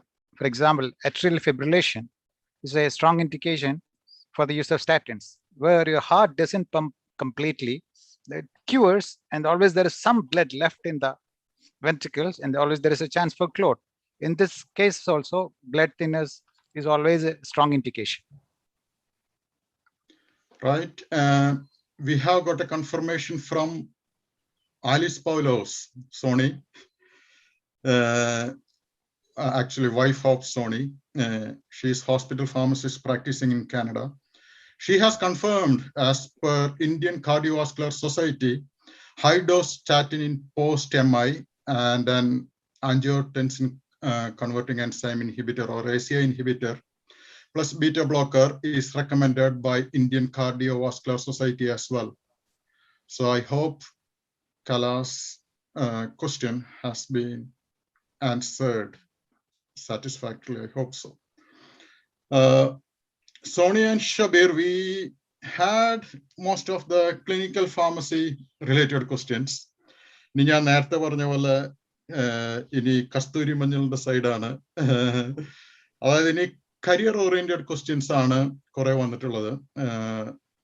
All of them nearly directed regarding the situation in Canada. I'll start with Dawood Ali. First question. What is the social status of pharmacists in Canada and the pharmacy profession in Canada? From Dawood Ali. Thank you, Dawood. It's a very good question. It's actually pretty good. Means it has a good status. The status njan parayumbol it's not the title. It's what the pharmacist provide to the society, what the pharmacists provide to the public. Recent in Canada, I think in US as well, ഇവിടെ polls നടത്തും, exit poll പോലത്തെ പോളുകൾ നടത്തും. അതിനകത്തൊരു one of the poll is most trusted professional.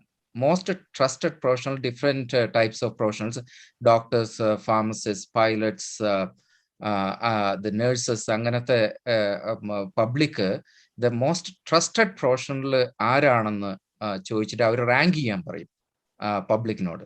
അങ്ങനെ പബ്ലിക്കിനോട് rank ചെയ്യാൻ പറഞ്ഞു കഴിഞ്ഞപ്പോൾ pharmacistന്റെ ranking is much higher than doctors in especially in Canada. It was like always 95 plus percentage ranking.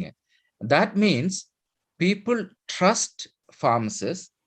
People wanted to go to their pharmacists and ask the opinion about medication, ask the opinion about their drugs. Ipo recently njan oru veroru idum koodi paranju kayinjal COVID vaccination. When the COVID vaccination comes in, like there was a lot of controversy, like a lot of people, they don't want to take the COVID vaccine, and then ഒരുപാട് law and order problem വരെ ഇവിടെ ഉണ്ടായി. അപ്പോൾ all that time people are calling their pharmacist and asking, what do you think? Is it worth taking? And then people are, then like they trust your advice more than a doctor. Not more than like ഒരു boss ഇതിനെ പറയുന്നല്ല. The way why like അത് എങ്ങനെ സംഭവിച്ചു എന്ന് വെച്ച് കഴിഞ്ഞാല് That's where, because it's strictly regulated pharmacist profession, their clinical expertise, their knowledge, their the work, and then they created that. The pharmacists created. So when you come in, like anybody come into Canada, the licensing process is much harder. You cannot just walk in with a degree, whether you're PharmD, you cannot practice in this second day onwards. You have to go through rigorous exam. It's the same thing. It's in UK too, in UK or US, in Kuwait too, right? So they have to go through rigorous exams and get the license, and then using their knowledge. So the advice and we can actually trust, like a first public trust നമുക്ക് വരുത്തണം. നമ്മളുടെ what the advice that we give to the patients, what the advice that we give it to the, if you're in a hospital, അത് നമുക്ക് ഉണ്ടാക്കണമെങ്കിൽ you have to have strong clinical knowledge, you have to have all the skill sets, then they will come to you and asking for advice. Oh, thanks, Sony. We have got a comment from Samish Menon from US to this question, to Dawood Ali's question. What Samish is saying is that he has seen jobs or professions don't have much linkage to social status in most developed countries, which is absolutely true in my viewpoint as well. You respect the individual, you respect the human being. You don't respect based on a job or status or the car he drives or the house he lives in or anything. You respect the individual. Yeah, there could be a cultural shift in that one, probably, that we can discuss another day. What do you think, Shabir, the status of pharmacist in Kuwait? Yeah, pharmacist actually has a very good status and respect in Kuwait. I think in general in Middle East, mostly in Arabs, they call them doctors. Doctors, pharmacists are called doctors in the Middle East, all over Middle East. And they're really, really respected. And gradually over a period of time, I can see the role of pharmacist has raised phenomenally. And always, for example, in our hospitals, we have pharmacists practicing along with the doctors and doing rounds in ICU, medical wards, other specialty wards. We have clinical pharmacists now assigned to each unit, and they work as a very good team. Doctors, they take advice from the pharmacists whenever they need for that. And it's actually, we have a very good teamwork. And at times, we have many times actually, I have personally experienced the high regards from the doctor side for the pharmacist, and they appreciating us, especially when we point out some fatal mistakes. They're so happy, as if we have corrected them. They appreciate again, and they say thank you so much, like that. We could feel it many times, and especially when they come across some rare indications which is not common in their specialty, they always call the pharmacy to double check, is this dose back? Yes, actually yesterday we had a case where there is a prescription with concomitant use of Neurontin and Lyrica, which is pregabalin and gabapentin, which we were not using together. We did not see so many prescriptions together. There is a patient who came back from, I think, from UK or US, where he had a prescription for both the drugs. And the doctors then came to us. And we had the same issue like last month, and we had already read about it. And we said, there is no issue. There are some papers that strongly suggest use of both of them together in some refractory cases of neuropathy. And we could supply them with the documents we have, and they're very convinced and they're very happy.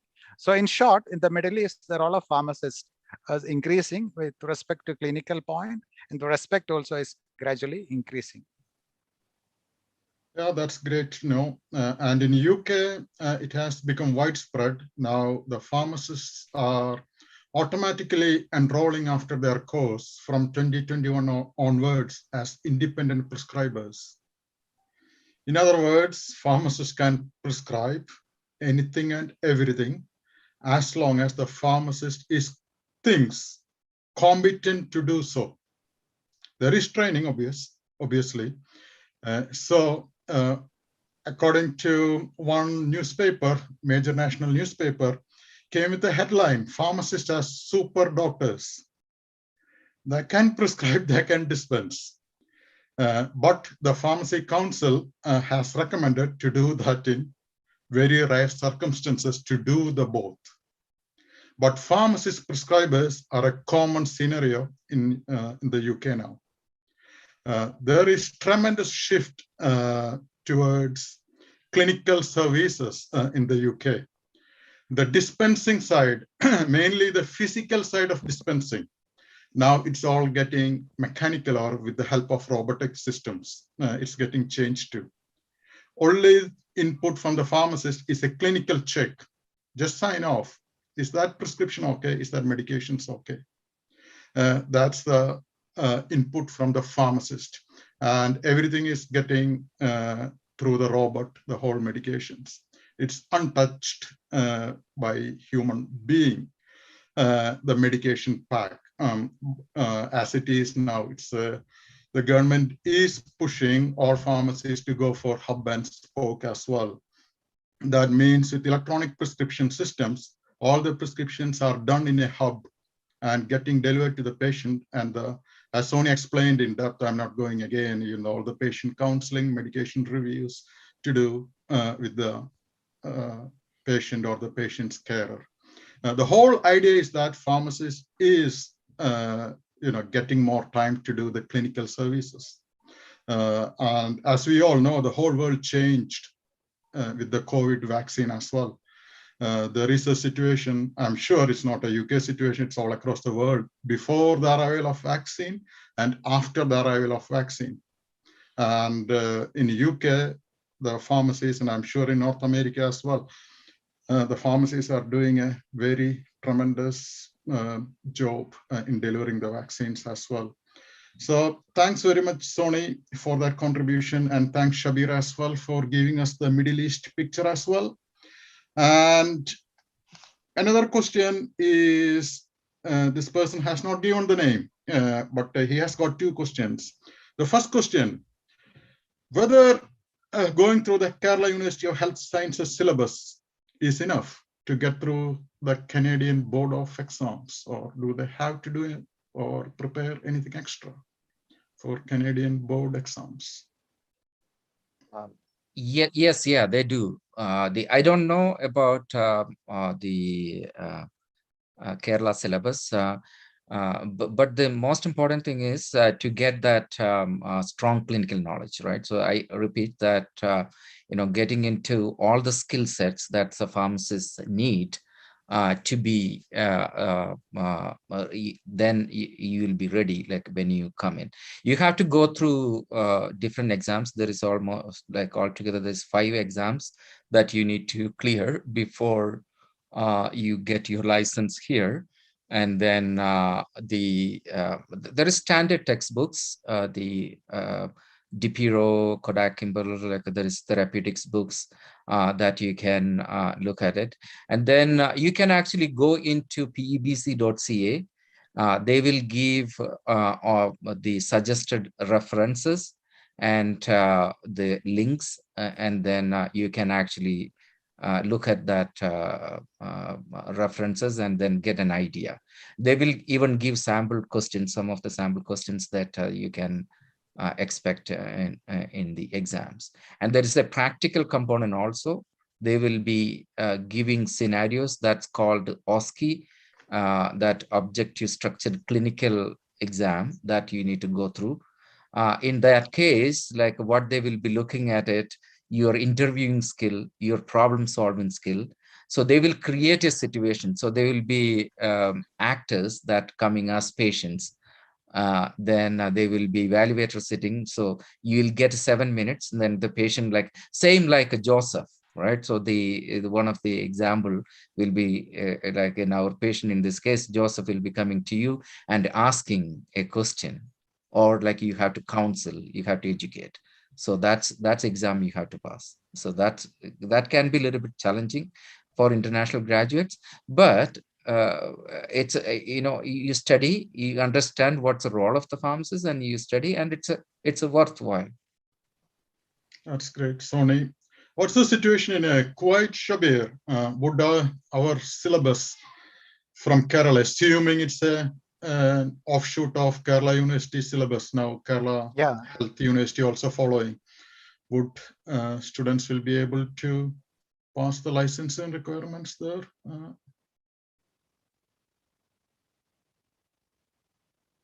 Aspiring students, from day one, have that passion for your field, because you're already chosen to be a pharmacist. So nurture that passion from the day one. It's not that you prepare on the eve of the exam, just 1 or 2 months before taking a qualifying exam.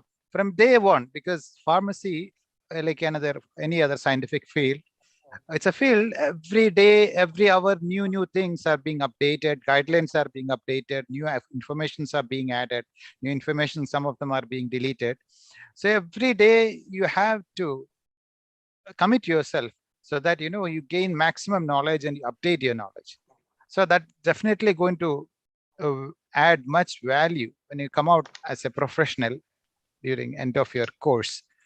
So every day, like, when you're doing a practice, try to collaborate with some of the pharmacists. I think the authorities and the teachers should take care, which some of the areas which we actually missed, in spite of graduating from a campus, which had actually multi-specialty hospitals like Medical College, Sri Chitra College, SAT, SUT. We had so many hospitals, but unfortunately, we didn't have that exposure.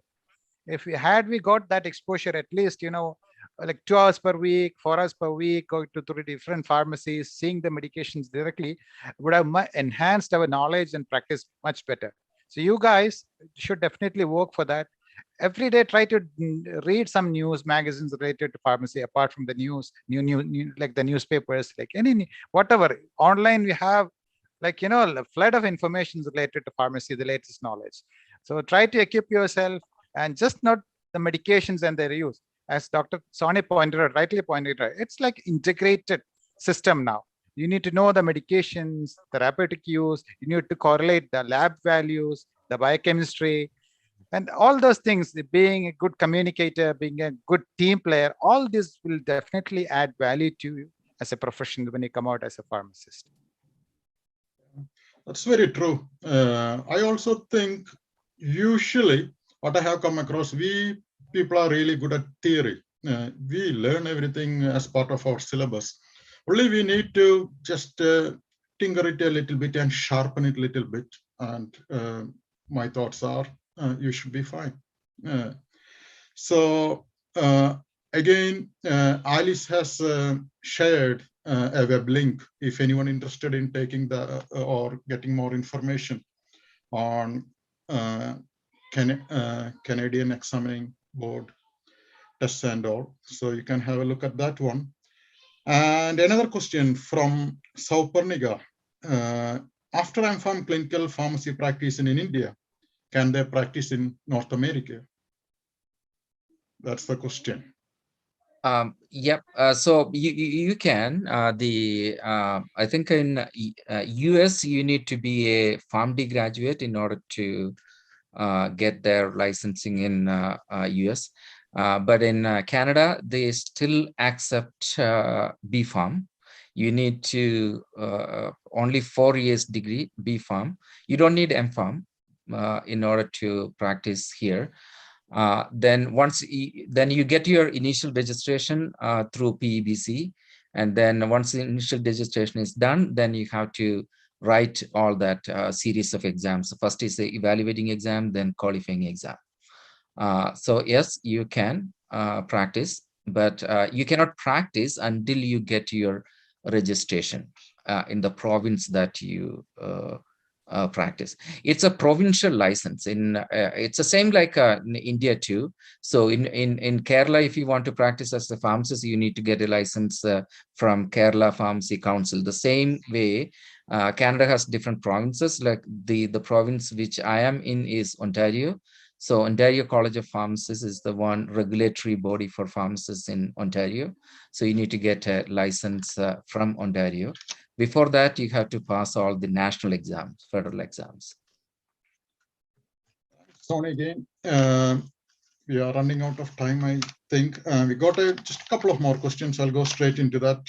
Sure. We have got a question from Aridi V. She is considering going abroad to do MPharm. So what the thoughts are to suggest the best country to go to do an MPharm and with career progression as well? So I believe probably like Aradi is currently doing B.Pharm probably. So there are like a different in Canada we don't have any MPharm programs. Masters we have only the PharmD program currently, most of the universities, and then I don't know, in UK I think there is an MPharm program. Then mostly like you could do differently, and US also there is no MPharm program, it's just straight PharmD programs. So then probably like so they can take MSc programs differently, and then career prospects are good because you need only B.Pharm in order to come into Canada if you are planning to come. I think UK also you need only B.Pharm, right, Thomas? Yes, in UK, what they have been doing is that for overseas graduates, they have been putting into a separate course, which has been changing because earlier it used to be BSc Pharmacy in UK, which was a 3-year course. And in the beginning of this century, they changed it straight into MPharm course. There is no B.Pharm, it's straight MPharm course now. In the UK with the 1-year training as well. And this year onwards, they made independent prescribing training as part of the course as well. So in the UK, in the pharmacy side, tremendous changes are happening, both in the academic level and in the career level as well. Because here, in the hospital, there is a pharmacy setup and there is community pharmacy. And the government has decided to put pharmacists in the primary care level, apart from community pharmacy level as well, which means we got pharmacists in community pharmacy, and we have got primary care pharmacists working along with the general practicing doctors or the general practitioners in their surgery as well. Which they started in the last couple of years. So the patients will decide with whom they would like to take an appointment with. Would they like an appointment with a doctor? Would they like an appointment with a pharmacist? Or would they like an appointment with a nurse? And if the patient is not sure, would they like with whom they would like, best way to move forward, the receptionist would guide them. If it's a medication related one, or if it's not of much complex clinical requirements, they first point to the pharmacist now. So the whole idea is that to reduce the workload in the post-COVID situation on the doctors, so they have put pharmacists in primary care centers as well, which was a big national debate in the media as well here in England. So thanks, Sony, for that. And Shabir, what your thoughts are? Which country will be better for an MPharm course? It depends actually on the area where they would like to practice. Definitely, as we know, the data is available. The Western countries, the North America, and some of the European countries, they are actually advanced much better with the profession. So I suggest, if at all you're planning to do something, do it in style. You should have dignity when you complete, So where you think you have the best option, choose that right now. Thanks, Shabir. And one last question. How important the use of LinkedIn for career prospects? The person has not given the name. So as I would like to add, before I pass to Shabir on this one, Corps Global has got a LinkedIn group. Please join us, all participants. Yeah. all the members of Corps Global are very happy to help you out in any way we can. So this person has not given the name, the use of LinkedIn. So Shabir, what do you think? To be honest, to be frank, I'm not that tech savvy. So can I ask Mr. Samish, who I think is the best one to explain about this? Yes, Samish has directly given us the reply, the easiest and one of the most effective platforms. Very simple and precise. I have listened to Samish speaking on LinkedIn a lot of times. So he should know definitely much about this. Yeah, especially in Canada too. Yeah, sorry. Especially in Canada too. If you are in Canada, we rely on LinkedIn a lot, right? So most of the posting in my career too, most of the interview calls, it's actually directly come through LinkedIn. In LinkedIn, in my case, there are recruiters directly come through your inbox. So there is different options. If you are looking for a job, you can keep the LinkedIn in that way, and then that will notify the prospective employers that you are looking for that position or pharmacist position, or like you're open, and then you'll get a call. So you must do LinkedIn and get people and to get maximum connections. So that's a way that you can increase your network. Right, that's excellent. Samish has given us his consent to feel free if we want to mute him. Too many questions from Samish. No, Samish, we enjoyed it, and thanks for that. So before we conclude, before we conclude, Sony, would you like to add anything? Oh. No, like I think it's all the best for all the upcoming graduates. It's a great profession. That thank you so much for selecting the right profession, and congratulations. And then as Shabir said, you need to be passionate about it. So select, like during your career, select what you want to be. If you want to practice as a pharmacist in the patient care, then you sharpen your skill sets in that way. If you wanted to go in research or the marketing, we have like the pharmacy is one of the unique profession that you can go in a lot of different directions, and you decide on what your passion is and then work for it. And to be practicing pharmacist, I love it. I love it, like for last 20 years, helping patients and making a difference in their life. So that should be that's my passion, and then I'm enjoying. And then all the best for all the students and graduates. Shabir, would you like to add anything before we conclude? Nothing more. Even as a pharmacist with an experience of over 20 years, I have thoroughly enjoyed being a pharmacist, thoroughly enjoyed with my profession. As Sony pointed out, I've been able to help a lot of patients with a lot of queries, especially during the COVID season.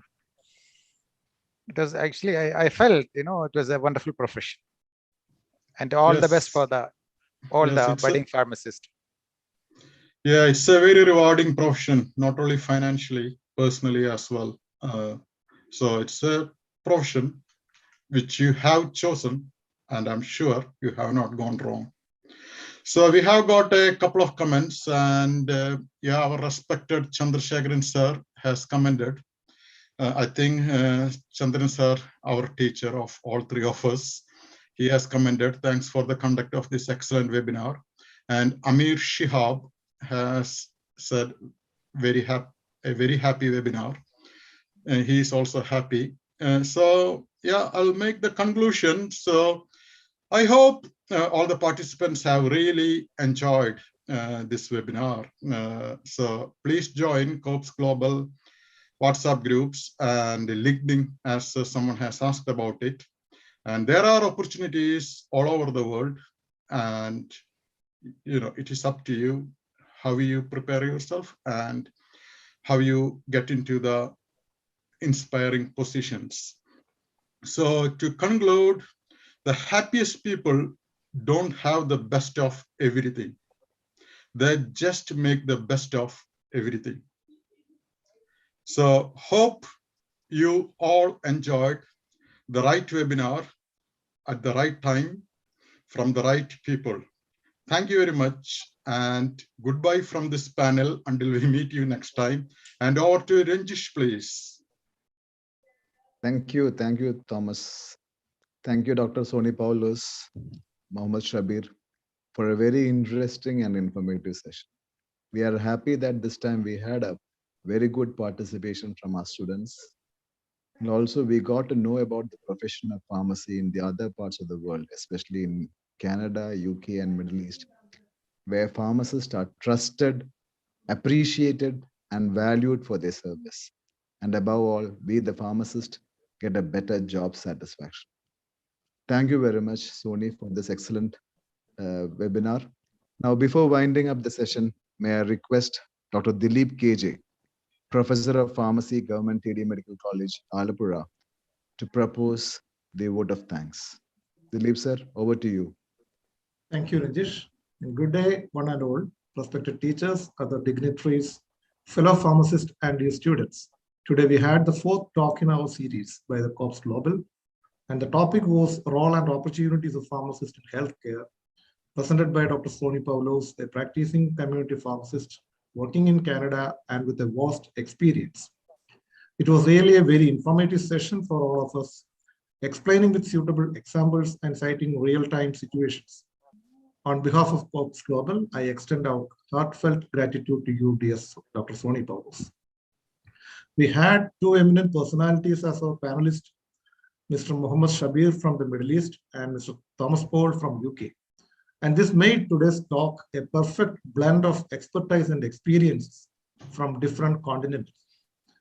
On behalf of COPS Global, I extend our sincere thanks to Mr. Mohammed Shabir and Mr. Thomas Paul.